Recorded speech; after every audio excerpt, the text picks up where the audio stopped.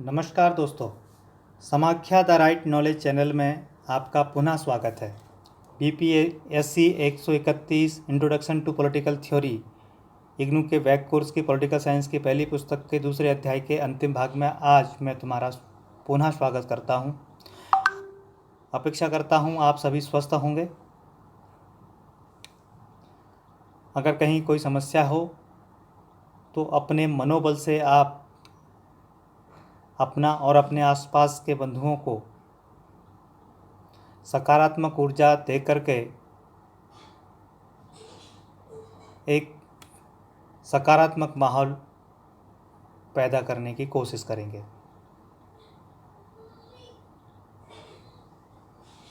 आज कोरोना काल में बहुत ही दुख भरी खबरें नित्य निरंतर आ रही हैं।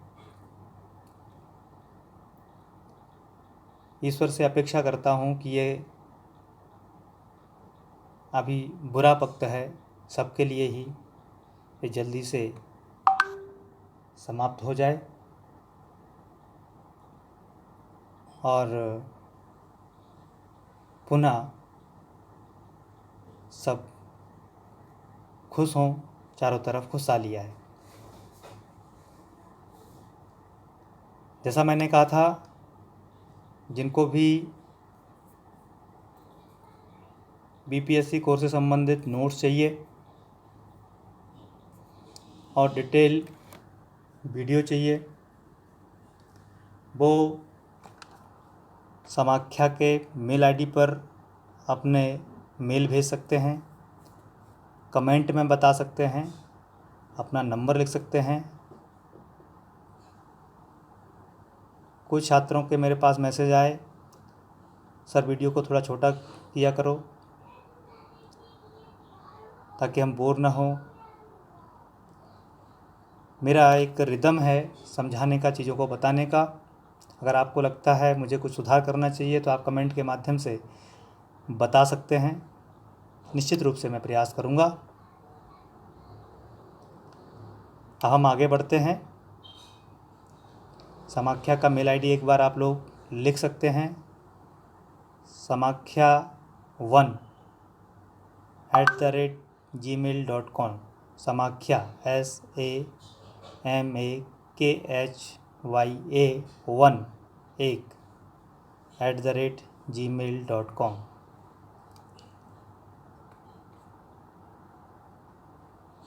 इस पर आप मेल करके अपनी क्वेरीज़ या कोर्स के बारे में, नोट्स के बारे में डिटेल जानकारी ले सकते हैं। उसकी फ़ी क्या है, कब तक मिलेंगे, आपको क्या रिक्वायरमेंट है, सभी आप मुझे मेल पर बता सकते हैं। आगे बढ़ते हैं। आज हम बात करेंगे अप्रोचेज ऑफ पॉलिटिकल थ्योरीज़ की, जो आपके BPSC 131 की किताब में 4 थ्योरी की बात की गई। उन 4 थ्योरी पर हम डिस्कशन करेंगे, चर्चा करेंगे। अप्रोचेज ऑफ पॉलिटिकल थ्योरी जो दी गई हैं आपकी किताब में, वैसे अलग अलग पुस्तकों में अलग अलग संख्या इनकी दी गई है। कुछ ने अलग अलग तरीके से इनको वर्गीकृत किया है, क्लासिफाई किया है, लेकिन इग्नू की पुस्तक में इसको 4 भागों में बांटा है, 4 भागों में वर्गीकृत किया है। पहली हिस्टोरिकल अप्रोच यानी ऐतिहासिक दृष्टिकोण, नॉर्मेटिव अप्रोच यानी आदर्शात्मक या आदर्शमूलक या दार्शनिक दृष्टिकोण जिसको कहते हैं, फिलोसफिकल अप्रोच जिसको कहते हैं, एम्पेरिकल अप्रोच अनुभवमूलक दृष्टिकोण या अनुभवजन्य दृष्टिकोण, इसको ही व्यवहारवादी दृष्टिकोण भी इसके अंतर्गत आता है। ये उसी का पार्ट है। एक पॉलिटिकल साइंस का जब हम डेवलपमेंट पढ़ते हैं, एवोल्यूशन पढ़ते हैं, तो हम इन सब चीज़ों को समझते हैं।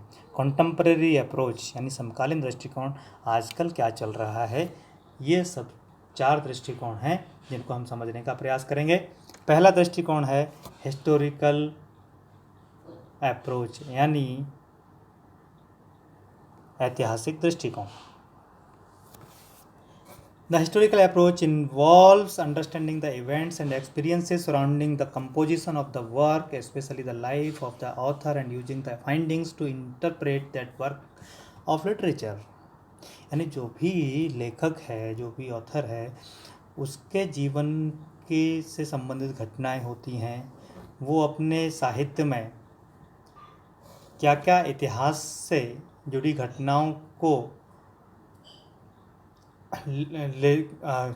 जुड़ी घटनाओं से लेता है, उनको किस प्रकार से इंटरप्रेट करता है, उनकी व्याख्या किस प्रकार से करता है, ये डिपेंड करता है।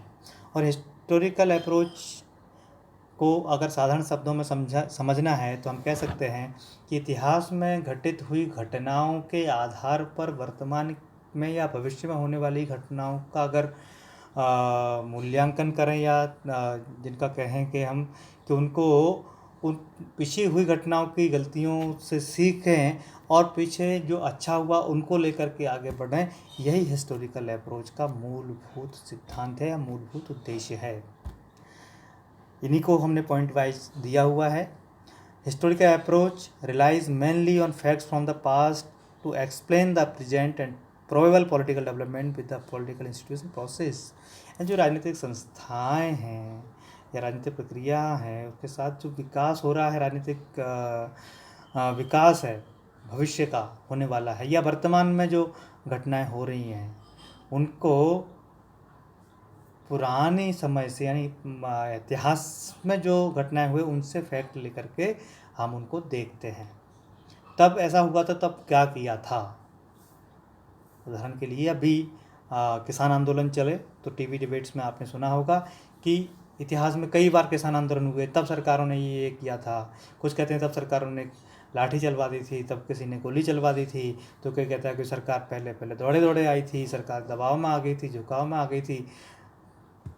अलग अलग प्रकार से ये क्या हिस्ट्री का पार्ट, हिस्ट्री से उठा रहे हैं।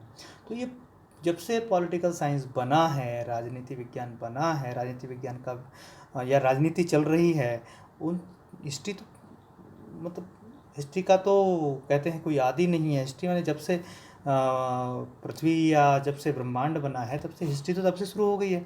या राजनीतिक हिस्ट्री की बात करें, जब से राज्य बने हैं, जब से लोगों ने इकट्ठा रहना शुरू किया है, तब से राजनीतिक हिस्ट्री चल रही है और तब से घटनाक्रमों का एक व्यवस्थित स्वरूप हमारे सामने आ रहा है। दूसरी बात है, traditional students of politics were concern with the study of discovery and description of past political event.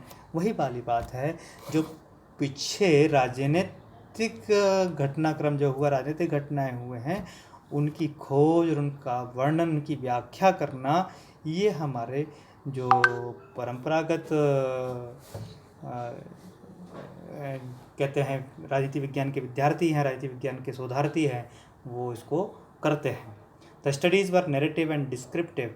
ये स्टडी है, मान्यताओं के आधार पर चलती है इसका अध्ययन, और वर्णनात्मक होता है।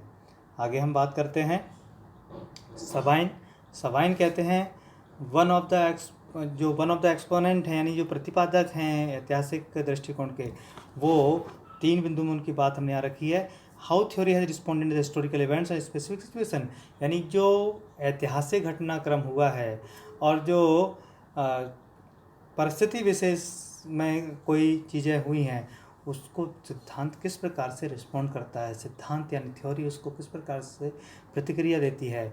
ईच हिस्टोरिकल सिचुएशन, यानी प्रत्येक ऐतिहासिक परिस्थिति जो होती है वो समस्याओं का समुच्चय होती है, समस्याओं का गट्ठर होती है, समूह होती है, जिसको सिद्धांत क्या करते हैं, सॉल्व करते हैं, उसका समाधान करते हैं। जैसे डिफरेंट फ्रॉम द ट्रेडिशन, यानी इसको परंपराओं के आधार पर नहीं समझा जा सकता, इसको परंपराओं से एकदम अलग है। ऐतिहासिक परंपरागत दृष्टिकोण यानी जिसको जो चला आ रहा है उसी को ही चलाना है, ऐसा नहीं है। उसको अलग अलग तरीके से भी आप कर सकते हैं, लेकिन हमको मूलभूत चीज़ें कहाँ से मिलेंगी, जो हिस्ट्री में हो गई हैं। कहते हैं ना, हमारे यहाँ कई बार कहा जाता है कि जो महाभारत में हो गया वही होना है, उससे ज़्यादा कुछ नहीं होगा। वो कुछ हो चुका है, सब कुछ, वो परिस्थितियाँ सब इस प्रकार की बन चुकी हैं, भाई से भाई लड़ रहे हैं आपस में, ज़मीन को लेकर के, पैसे को लेकर के, स्त्री को लेकर के, अलग अलग प्रकार के झगड़े हो रहे हैं संसार में। तो इसीलिए कुछ लोग कहते हैं कि महाभारत में जो हो गया, महाभारत काल में जो हो चुका है वही होगा, आगे उससे ज़्यादा नहीं होगा, उससे ज़्यादा बुरा भी नहीं हो सकता। इस प्रकार की बातें आती हैं सामने, हमारे पूर्वज करते हैं। इसलिए ट्रेडिशन से अलग है। अल्फ्रेड कोवन जो राजनीतिक विद्वान हैं, राजनीतिक चिंतक हैं, वो कहते हैं कि जो परंपरागत तरीका जिसमें ऐतिहासिक समझ है, वही राजनीतिक सिद्धांतों की समस्याओं के बारे में सोचने का सही तरीका है। राजनीतिक सिद्धांत कैसे होना चाहिए, वो किस प्रकार से काम करते हैं, वो सब चीज़ें इसको पॉलिटिकल थ्योरी को समझने का तरीका क्या है, जो ऐतिहासिक समझ रखता है वही राजनीतिक सिद्धांतों को की समस्याओं को समझने में सक्षम होगा। इसको हम इस प्रकार से कह सकते हैं, historical events act as a valuable guides, यानी जो ऐतिहासिक घटना चक्र हैं, वो जो सिद्धांत निर्माण की जो हमारी प्रक्रिया है या हमारे हैं, उसमें मूल्यवान मार्गदर्शक का काम करते हैं। जो अगला पॉइंट है, history of thought can tell us that our social and political universe is a product of those things which have roots in history. जो हमारी सामाजिक और राजनीतिक दुनिया है जिसमें हम रहते हैं, वो एक केवल उत्पाद मात्र है। किसकी? वो केवल उत्पाद है किसकी? विचारों के इतिहास की, जिसकी जड़ें कहाँ हैं? इसकी जड़ें हमारे इतिहास में हैं। आगे बढ़ते हैं कि जो हिस्टोरिकल अप्रोच है वो समसामयिक राजनीति को समझने का एक विशेष तरीका प्रदान करती है। विशेष तरीका क्या है? जो ऐतिहासिक घटनाओं के संदर्भ में वर्तमान राजनीति को या समसामयिक राजनीति को समझती है, समझने का प्रयास करती है। दूसरी बात, आप इसमें बहुत सारे उदाहरण मिल सकते हैं आपको, बहुत सारी चीज़ें। जब हम कभी युद्ध की जैसी स्थिति बनती है, हम तुरंत फर्स्ट और सेकंड वर्ल्ड वार की तरफ चले जाते हैं। दो देशों के बीच के संबंधों की बात आती है तो हम उसके इतिहास के बारे में जानते हैं। और वर्तमान सरकार तो विदेशों से जितने संबंध हमारे साउथ ईस्ट एशिया में बन रहे हैं, उनको कहीं ना कहीं रिकनेक्ट करने का प्रयास करती है पॉलिटिकल कल्चर के हिसाब से। तो इसलिए ये पॉलिटिकल कल्चर का अध्ययन करते हैं ऐतिहासिक दृष्टिकोण वाले लोग।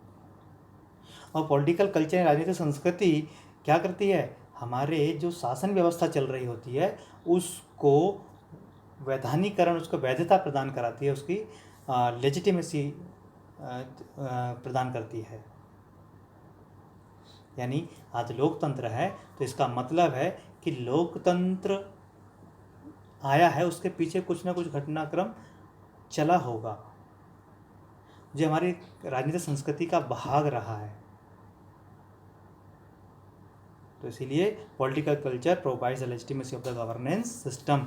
तो जो जहाँ भी जिस प्रकार का भी गवर्नेंस सिस्टम है, वो सभी गवर्नेंस सिस्टम हमारे पॉलिटिकल कल्चर के द्वारा ही विकसित हुआ है और उसको वह वैधता प्रदान करता है। आगे हम बात करते हैं अगले अप्रोच की, नॉर्मेटिव अप्रोच, यानी आदर्शात्मक, आदर्शमूलक, मानकीय, कई प्रकार के नाम इसके दिए जाते हैं, दिए जा सकते हैं। Normative approach to the study of politics owes its origin to the political philosophy of Greek philosopher Plato। जो आदर्शात्मक दृष्टिकोण है वो हमारे ग्रीक फिलोसफर प्लेटो, यानी अरस्तु से पहले भी जो प्लेटो हुए हैं, प्लेटो का जो रिपब्लिक है, आइडियल स्टेट की बात करती है। यानी आप सिंपल सा समझो इसको, फिर हम पॉइंट वाइज इसको समझाने का प्रयास करेंगे कि जो आदर्शात्मक दृष्टिकोण है वो बात करता है सर्वश्रेष्ठ किस प्रकार का होगा, सबसे अच्छा कैसा होगा, मतलब बेहतरीन से बेहतरीन चीज़ करने का प्रयास करता है। राज्य, एक आदर्श राज्य किस प्रकार का होगा, वहाँ पर राजा के क्या कर्तव्य होंगे, राजा किस प्रकार से काम करेगा, उसके अधिकार क्या होंगे, उनका मंत्रिमंडल कैसा होगा, उनका सलाहकार कैसे होंगे, उसका व्यक्तिगत और सामाजिक और राजनीतिक जीवन किस प्रकार से संचालित होगा, लोग किस प्रकार से काम करेंगे, अधिकारी वर्ग है वो किस प्रकार से काम करेगा, व्यापारी वर्ग है वो किस प्रकार से काम करेगा। एक आदर्श संरचना समाज की स्थापित करने का, तो आदर्श राजनीतिक व्यवस्था स्थापित करने का जो प्रयास करते हैं वो आदर्शात्मक नॉर्मेटिव अप्रोच के ही लोग होते हैं, जिसमें प्लेटो बहुत बड़ा नाम है, क्योंकि प्लेटो ने ही सबसे पहले कहा था कि एक आदर्श राज्य कैसा होगा, उसका किंग जो होगा, उस राजा होगा, वो फिलोसोफर होगा, दार्शनिक ज्ञानी होना चाहिए। इस प्रकार की बात प्लेटो ने की है। आगे बढ़ते हैं। The thought of a good society or an ideal state in the entire structure of such a state are built upon the concept like should, ought, preference etcetera. जैसा मैंने अभी कहा कि अच्छा समाज, एक आदर्श राज्य की संरचना किस प्रकार की होगी, वो कैसा होना चाहिए, कैसा, शुड, आउट, प्रेफरेंसेस, उसमें क्या क्या प्रेफरेंसेस होगी, किन किन चीज़ों की प्राधान्यता होगी, ये सब चीज़ें आपकी नॉर्मेटिव अप्रोच के अंतर्गत आती हैं। This involve a preoccupation with ethical, prescriptive and normative questions reflecting a concern with what out or must be brought about rather than what is। यानी क्या है से ज़्यादा क्या होना चाहिए पर जोर देता है। क्या है ठीक है, जो भी है, लेकिन क्या होना चाहिए, इसकी ओर हम आगे बढ़ें, इसके लिए हम प्रयास करें, ये नॉर्मेटिव अप्रोच कहती है। This approach was largely dominated by efforts to early students of politics philosophers such as Plato, Aristotle, etc. यानी इसमें जैसा मैंने कहा कि जो प्रारंभिक काल के विचारक थे, चिंतक थे या दार्शनिक थे, उन्होंने इस अप्रोच को भरपूर अपनाया है। और उन समय की परिस्थितियाँ भी ऐसी थी क्योंकि तत्कालिक रूप से राज्य का निर्माण हो रहा था और राज्यों में समस्याएं पैदा हो रही थी। तो उन समस्याओं के समाधान के बाद कैसा अच्छा राज्य बने, इसके लिए सबको प्रयास करना ही था जो दार्शनिक था। The activities of the philosopher was directed at an dominated by normative approach that is search and analysis of the ideals, what should be or ought to be, क्या होना चाहिए और आउट टू बी। आगे हम बात करते हैं normative approach में कुछ क्वेश्चंस हैं। What should B end of philosophy political institutions, यानी जो राजनीतिक संस्थाएं उनका उद्देश्य क्या है, क्या साध्य है। What should inform the relationship between the individual and other social organisations, एक व्यक्ति और एक सामाजिक संगठनों के बीच किस प्रकार के संबंध होने चाहिए, इसकी जानकारी देती है। एक राज्य और व्यक्ति के बीच क्या संबंध होने चाहिए, इसकी भी जानकारी देती है। What arrangement in society can become model और आइडियल, जो सामाजिक व्यवस्था है वो किस प्रकार से आदर्शात्मक हो सकती है, एक मॉडल व्यवस्था बन सकती है, एक आइडियल व्यवस्था बन सकती है, ऐसा क्या हो सकता है, ऐसा क्या कर सकते हैं, इस बारे में बात करती है। और what rules and principles should give govern it, और ऐसे कौन से नियम और कानून और ऐसे कौन से कायदे बनाए जाएं जो इनको शासित करे, जो इसको, इस व्यवस्था को संचालित करेगा। तो ये सब चीज़ें चार मूलभूत प्रश्न हैं, इनके अगर उत्तर मिल गए तो आप नॉर्मेटिव अप्रोच को समझ गए। आप इनको ढूंढने का प्रयास करें। जो नॉर्मेटिव अप्रोच है वो इन चार प्रश्नों के उत्तर देती है, और इसीलिए इसमें कहा गया है कि ये थोड़ा सा कल्पना लोक में चले जाते हैं। इनके यहाँ यूटोपिया है, स्वप्न लोक, दिवा स्वप्न देखते हैं। ये टारगेट तो ले लेते हैं कि भाई बहुत बहुत अच्छी स्टेट होनी चाहिए, इस प्रकार से राजा होना चाहिए, लेकिन वो राजा हकीकत में होता नहीं है। उसको वास्तविकता में बहुत सारी चुनौतियों का सामना करना पड़ता है। प्रत्येक व्यक्ति वैसा नहीं होता है जैसा हम सोचते हैं। तो बहुत सारे प्रश्न इनके ऊपर आते हैं, बहुत सारी आलोचनाएं इसकी होती हैं। हर अप्रोच की कुछ ना कुछ आलोचनाएं हैं, इसकी भी आलोचनाएं हैं। आगे बढ़ते हैं, क्योंकि ये जब आलोचनाएं होती हैं तभी आकर के दूसरी अप्रोच सामने आती है। जो मानक आदर्शमत दृष्टिकोण के बाद हम बात करेंगे एम्पेरिकल अप्रोच, अनुभवजन्य दृष्टिकोण। जब मानकीय दृष्टिकोण या अनुभवजन्य आदर्शात्मक दृष्टिकोण जिसको कहते हैं नॉर्मेटिव अप्रोच, इसकी जो कमियां दिखाई दी, इससे तो लगा कि पॉलिटिकल साइंस जो है कभी साइंस हो ही नहीं सकता। इसीलिए आगे चल कर के, या कह सकते हैं हम 1930 के आसपास कुछ लोगों ने कहा कि भाई ऐसा कुछ नहीं होता, ये आदर्श वादर्श कुछ नहीं होते, और ये मूल्य वैल्यूज़ ये सब कुछ कोई किसी की बात नहीं होनी चाहिए। क्योंकि जो हम नॉर्मेटिव अप्रोच की बात कर रहे थे उसमें फ़िलॉसफी की बात हुई है, और फिलॉसफी जो है वो दार्शनिक चीज़ों को लेकर के वैल्यूज़ की बात करती है। तो एक अनुभव जन्य दृष्टिकोण जो है एम्पेरिकल अप्रोच वाले लोग हैं वो फैक्ट की बात करते हैं। वो कहते हैं ये वैल्यू कुछ नहीं होती है, वैल्यू लेस थ्योरी होनी चाहिए। थ्योरी में कोई वैल्यू की कोई वैल्यू नहीं है। कुल मिला के हम इसको इस प्रकार से समझ सकते हैं। इसीलिए थ्योरी को समझना है तो पहले तो उसमें से वैल्यू माइनस करो, केवल फैक्ट पर बात करो। जो एक्सपीरियंस आपने किया है, आपने उसको कोई चीज़ देखा है क्या, आपने उनको कुछ समझा है, महसूस किया है, उसके आधार पर बात करो, तब बात बनेगी, तभी सिद्धांत सिद्धांत कहलाएंगे, तभी ये विज्ञान विज्ञान कहलाएगा।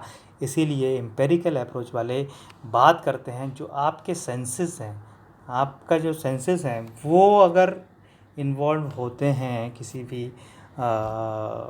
अध्ययन में, तो फिर वो एक्चुअल में सिद्धांत कहलाएंगे।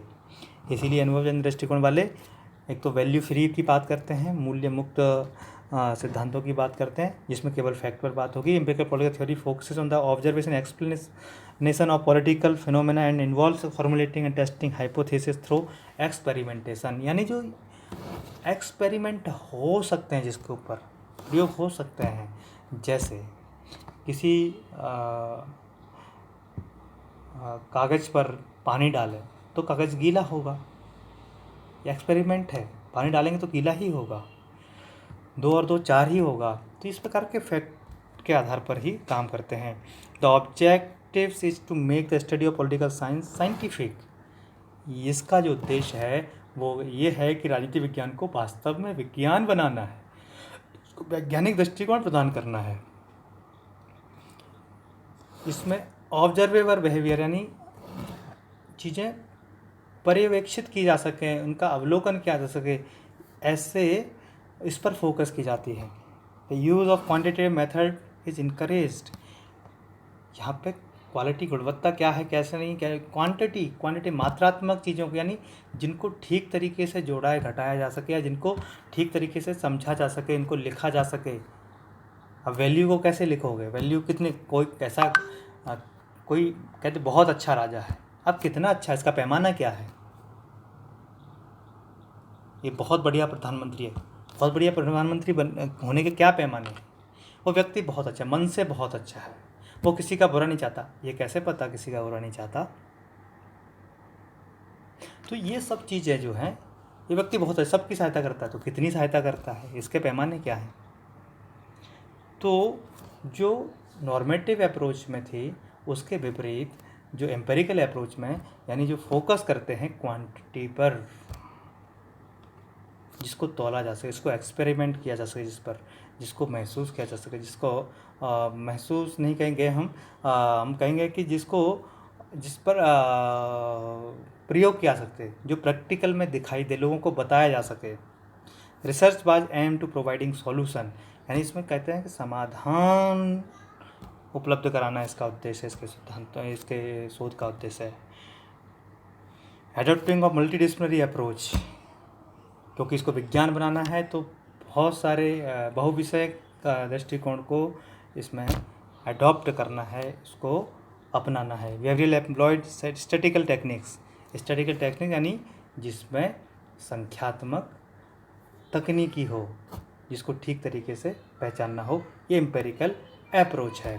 कंटेम्प्रेरी अप्रोच की हम बात करें, कंटेम्प्रेरी अप्रोच यानी समकालीन दृष्टिकोण, जो आपको हम कहते हैं नॉर्मेटिव अप्रोच को या हिस्टोरिकल अप्रोच को, ट्रेडिशनल अप्रोच को, जो व्यवहारवादियों ने एकदम नकार दिया था 1930-40 के दशक बाद, सेकेंड वर्ल्ड वार के बाद तो एकदम ही नकार दिया था। तो जब उसको एकदम प्योर विज्ञान बनाने के, नेचुरल साइंस बनाने की बात हो रही थी, लेकिन उसमें कई सारी समस्याएं थी, क्योंकि पॉलिटिकल साइंस जो है वो मानव व्यवहार का हिस्सा है, इसमें इन्वॉल्व है ह्यूमन, और मानवीय व्यवहार हमेशा एक जैसा नहीं रहता, ये सार्वभौमिक नहीं हो सकता। जबकि नेचुरल साइंस के तो प्रयोग हैं वो सार्वभौमिक होते हैं। आप 2 और 2 भारत में बैठ करके करो तो भी 4 होगा, दो अमेरिका में बैठ कर करोगे तो भी 4 होगा, पानी पेपर पर डालोगे भारत में तो भी गीला होगा, अमेरिका में डालोगे तो भी गीला होगा, ऑस्ट्रेलिया में डालोगे तो भी गीला होगा। नहीं, ये सभी जगह एक जैसा लागू होता है, जबकि पॉलिटिकल साइंस में ऐसा नहीं है। अलग अलग जगह अलग अलग संस्कृति, अलग अलग तरीके से सोचने के तरीके हैं, अलग अलग तरीके रिस्पॉन्ड, अलग अलग जगह के लोग अलग अलग तरीके से रिस्पॉन्ड करते हैं। इसीलिए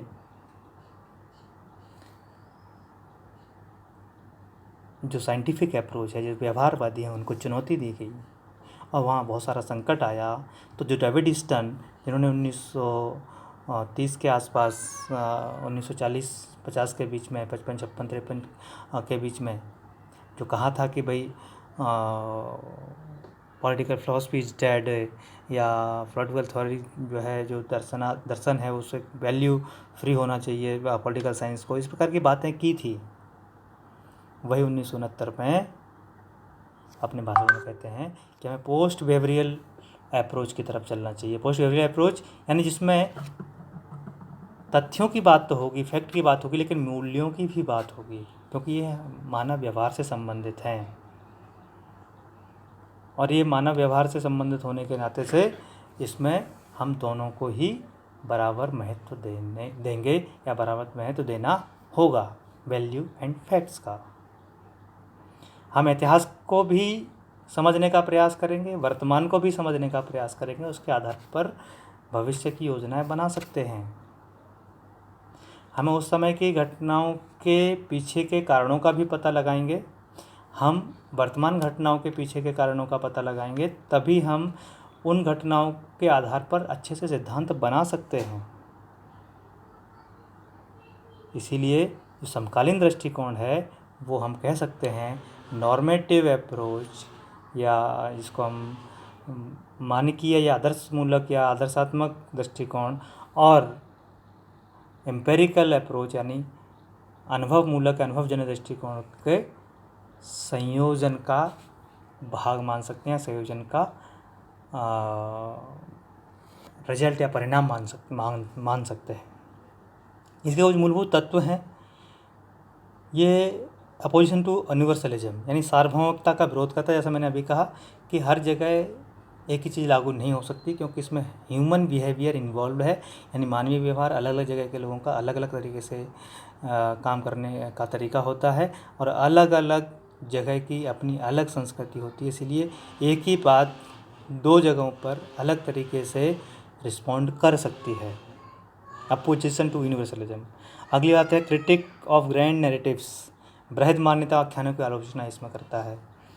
अब नैरेटिव्स क्या हैं? जैसे नैरेटिव्स, उदाहरण के लिए मार्क्स ने एक नैरेटिव दिया कि पूरी दुनिया हमेशा से हिस्टोरिकली दो भागों में बटी रही है, एक कैपिटलिस्ट जिनको बुर्जुआ कहा है, दूसरे सर्वहारा, बुर्जुआज और सर्वहारा, यानी जिनको शोषित और शोषक, जो जिनका शोषण होता है, जो एक्सप्लॉइट होते हैं वो एक्सप्लॉइटी, और एक्सप्लॉइटर, ये दो प्रकार से पूरी दुनिया हमेशा रही है। और जिसमें केवल लोगों के नाम बदले हैं, कभी पूंजीवादी आ जाता है, कभी राजतंत्र होता है, चाहे वो डेमोक्रेसी हो। जो शासन करते हैं वो शोषक होते हैं, जो शासित होते हैं वो शोषित होते हैं। तो इस प्रकार की बात उसने की, ये नैरेटिव्स है। तो ये इन बड़े नैरेटिव्स की आलोचना करता है, बोले ऐसा नहीं है, ऐसा हो सकता है कहीं हो, लेकिन हर जगह ऐसा संभव नहीं है। तो क्रिटिव ग्रैंड नैरेटिव जो बृहद मान्यता है, आख्यान है, उनकी ये आलोचना करता है। पोस्ट पॉजिटिविस्ट, उत्तर प्रत्यक्षवाद, यानी प्रत्यक्षवाद जिसका कहा कि जो प्रत्यक्ष है, जो दिख रहा है, जो एक्सपेरिमेंट जिस पर हो सकता है, जो हमें अनुभव हो रहा है, उन्हीं चीज़ों को हम मानेंगे, अन्यथा और नहीं मानेंगे। लेकिन इसमें कहता है जो पोस्ट पॉजिटिविज्म है, इसमें कहा जाता है जो है उसको तो मानना ही है, जो नहीं है, जो हो सकता है उसको भी मानना होगा, जो कभी हुआ है उसको भी मानना है, और इसके आधार पर क्या क्या चीज़ें महसूस होती हैं। कुछ ऐसे हैं जो केवल मानवीय व्यवहार के आधार पर चलती हैं, जिनको हम देख नहीं सकते, जिनको हम आंकड़ा जिनका नहीं दे सकते, उनको भी मान्यता इसमें दी गई है। पोस्ट पॉजिटिविज्म है, ये उत्तर प्रत्यक्षवाद है। एम्पेरिकल एंड कंपैरेटिव, अनुभवजन्य एवं तुलनात्मक, ये अनुभवजन्य भी है जैसा मैंने कहा ऊपर वाली बात में भी, ये इसको अनुभव करेंगे वो भी चीज़ है। और तुलनात्मक, अलग अलग जगहों पर अलग अलग लोगों में एक ही चीज़ किस प्रकार से अलग अलग तरीके से काम करती है या एक ही तरीके से काम करती है, इसका तुलनात्मक अध्ययन पर भी जोर देते हैं समकालीन दृष्टिकोण। तो हम कह सकते हैं कि जो हमारा दृष्टिकोण है, समकालीन दृष्टिकोण, वो मूल्य आधारित है, जिसमें मूल्य विहीन सिद्धांतों की बात की थी, जिसमें दोबारा से उत्तर प्रत्यक्षवाद या उत्तर व्यवहारवाद में आकर के कहा है कि मूल्यों के साथ ही तथ्यों को चलना होगा, तभी हम ठीक से एक किसी राजनीतिक घटना को या राजनीतिक सिद्धांत को समझ सकते हैं या उसका विकास कर सकते हैं। इसी की बात के साथ मैं आज अपनी बात को यहीं समाप्त करता हूँ। अपने घर पर रहें, सुरक्षित रहें, और मैं पुनः आपसे आग्रह करता हूँ कि अगर आपको बीपीएससी 131 का पूरा कोर्स चाहिए या बीपीएससी 132 का कोर्स चाहिए, मेरे ईमेल आईडी जो मैंने आपको पहले बताई थी, जो मैं दोबारा से इसमें लिख देता हूँ, समाख्या, सब स्मॉल है, मैं आपको ठीक से दिखाई दे इसीलिए कैपिटल में लिख रहा हूँ, समाख्या 1@gmail.com। इस पर जाकर के आप हमारे को मेल करके आप चीज़ें जान सकते हैं, मुझसे संपर्क कर सकते हैं। आपका बहुत बहुत धन्यवाद, आभार, वंदन, अभिनंदन, नमस्कार।